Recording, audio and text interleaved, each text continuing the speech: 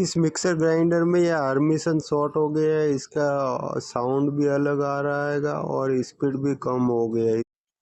इस हार्मिसन को हम चेंज करेंगे। इस मिक्सर मोटर के अंदर हार्मिसन जला हुआ है, इसकी स्पीड भी कम हो गई है और वाइब्रेशन आवाज भी डिफरेंस आ रहा है। इसलिए दोस्तों हम इसको बॉडी को खोलने के लिए इसको उल्टा करके ओपन करेंगे। ओपन करने के लिए हम मैग्नेट वाला पेचकस इस्तेमाल करेंगे। इस प्रकार इसको यहाँ से खोलना है बॉडी को उल्टा करके। इसके अंदर 48 का 48 का हार्मिसन मोटर में है। मोटर की साइज भी बड़ी है। साइज चेक करने के लिए इस बॉडी का वजन ही बता देता है कि इसमें मोटर कौन सी साइज की है। ज़्यादा वजन होने के हिसाब से दोस्तों आप मिक्सर हाथ में उठाओगे तो आपको पता चल ही जाता है कि ये थोड़ा हेवी मोटर है। नीचे तक इसका मोटर आता है।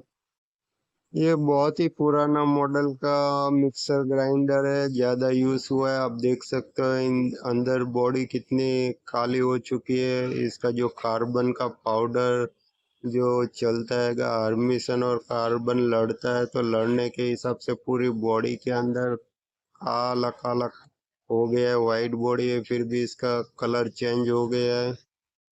मोटर को बाहर निकालने के लिए अंदर 4 स्क्रू आएंगे। इस चारों स्क्रू को बारी बारी हमको खोलना है ताकि बॉडी ओपन हो सके। इसमें मिक्सर ग्राइंडर के बारे में आपको जानना हो तो दोस्तों सबसे पहले आप ये उसकी मोटर की स्पीड चेक करें। स्पीड कितनी है, कम है, ज़्यादा है, अंदर चिंगारी फेंक रहा है नहीं फेंक रहा है, वो खास ध्यान रखना है तो आपको मालूम पड़ेगा। अगर कार्बन घिस जाते हैं या छोटे हो जाते तो भी स्पीड कम हो जाती है। नया कार्बन लगा देते तो स्पीड बढ़ जाती है। और हार्मिसन अगर शॉर्ट होता है तो नया कार्बन लगाने से भी स्पीड बढ़ती नहीं है, वो स्पीड कम रहती है और अंदर से चिंगारी फेंकती है हार्मिसन में। हार्मिसन और स्लो चलने पर हार्मिसन शॉर्ट होता है तो ही वो स्लो चलता है और उसकी स्पीड बढ़ाने के लिए हार्मिसन नया फिटिंग करोगे तो ही उसका स्पीड बढ़ता है।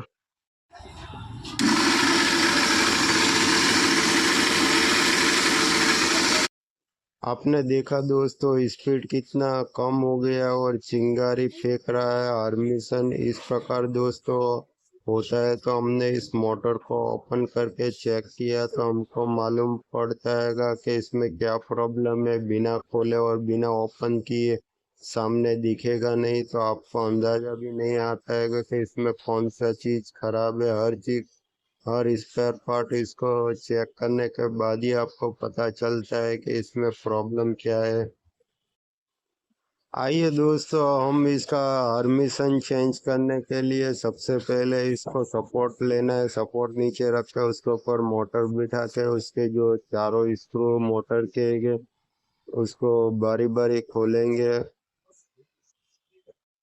सबसे पहले यहाँ मोटर के कार्बन होते हैं कि यहाँ पर से हमने कार्बन को एक बाजू से निकाला, अब दूसरी बाजू से दूसरा कार्बन निकालेंगे। ये दोनों साइड का हमने कार्बन निकाल लिया। दोनों कार्बन सही है और साइज भी उसकी लंबी है कार्बन की। अब दोस्तों हमने हार्मिसन बाहर निकाला है मोटर में से। अब इस हार्मिसन को आप देख सकते हो, इस हार्मिसन शॉर्ट होने की वजह से हम बदलने पड़े। मार्केट से हमने नया हार्मिसन ले लिया है। आप देख सकते हैं ये 48 का 48 की साइज का हार्मिसन है। इस हार्मिसन के ऊपर हमने छर्रा लगा दिया। छर्रे में ऑयल भी कर लिया है ताकि ये एकदम फ्री घूम सके मोटर में। दोस्तों ये नया मटेरियल नया हार्मिसन आप लोगे तो ये इसमें फिटिंग सही तरीके से होगा। पुराने हार्मिसन को जो आप रिवाइंडिंग करवाते हो तो उसमें क्या होता है कि हार्मिसन की जो शाफ्ट होती है ये शाफ्टिंग हम जो इसमें वाइसर लगा रहे हैं उसी शाफ्टिंग घिस जाती है। कि घिसने के हिसाब से क्या है कि रिवाइंडिंग करने का बाद हम मोटर में फिटिंग करेंगे तो मोटर में वाइब्रेशन आवाज़ ज़्यादा मारेगा। इसलिए दोस्तों हार्मिसन नया यूज़ करें। नया शाफ्टिंग होगा इसमें और नया इसमें रिवाइंडिंग भी होगा। पूरा टोटल नया मटेरियल होता है। पुराना यूज़ करोगे तो पुराने में क्या होता है कि शाफ्टिंग ज़्यादा यूज़ होने के हिसाब से घिस जाती है और हम इसी आर्मेशन को रिवाइंडिंग करवा के फिटिंग कराते हैं तो उसका नए जैसा रिजल्ट नहीं आता है। इसीलिए दोस्तों हम रिवाइंडिंग नहीं कराते और मार्केट से नया आर्मेशन इसके अंदर लाकर मोटर में फिटिंग करते हैं। हर कारीगर की एक पहचान होती है, जितना काम आप अच्छे से करोगे उतना ही मार्केट में आपकी वैल्यूएशन बढ़ जाती है कि दोस्तों आपका कस्टमर ज़्यादा बढ़ाना हो तो हर स्पेयर पार्ट नया यूज़ करे और स्पेयर पार्ट भी दोस्तों अच्छा बढ़िया कंडीशन हो जो लॉन्ग टाइम कस्टमर को कंप्लेन ना आए उस प्रकार यूज़ करना है। मोटर के अंदर आप आर्मेशन फिटिंग कर रहे हो तो आर्मेशन को थोड़ा लूज रखे, इस प्रकार घुमाने से आसानी से घूमना चाहिए, ज़्यादा फिटिंग ना रखे। ज़्यादा फिटिंग रखते हो तो दोस्तों आप मोटर पे दबाव पड़ेगा और मोटर जो दबाव के कारण गर्म होगा मोटर, इसीलिए दोस्तों आर्मेशन को आसानी से घूम सके इस प्रकार लूज रखना हैगा, ज़्यादा फिट नहीं करना हैगा। ज्यादातर कारीगर एक गलती जरूर करते हैं कि वो जो मोटर बनाते हैं तो मोटर के अंदर किस प्रकार आर्मेशन को फिटिंग करना हैगा, ज्यादा टाइट रखना है लूज रखना है वो जानकारी नहीं होती है।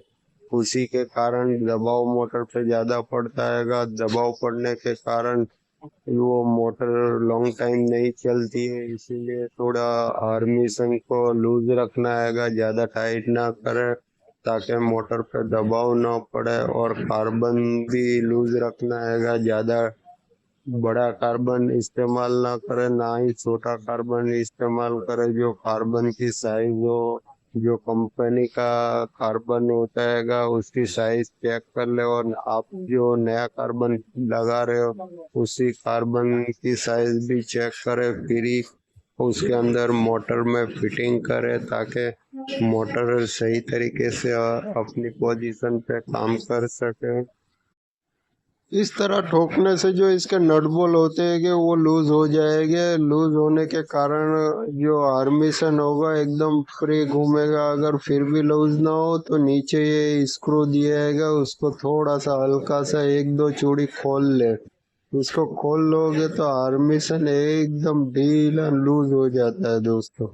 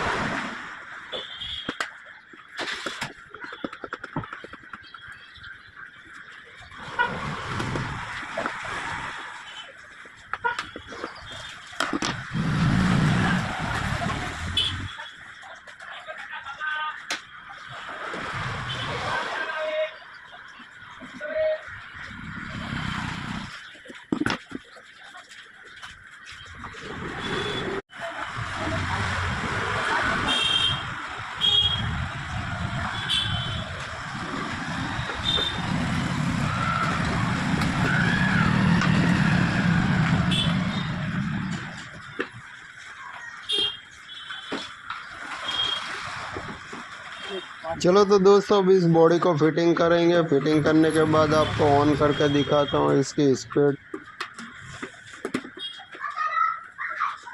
आप मेरे चैनल में नए हैं तो लाइक करो, शेयर करो, सब्सक्राइब करना ना भूलें। थैंक यू दोस्तों।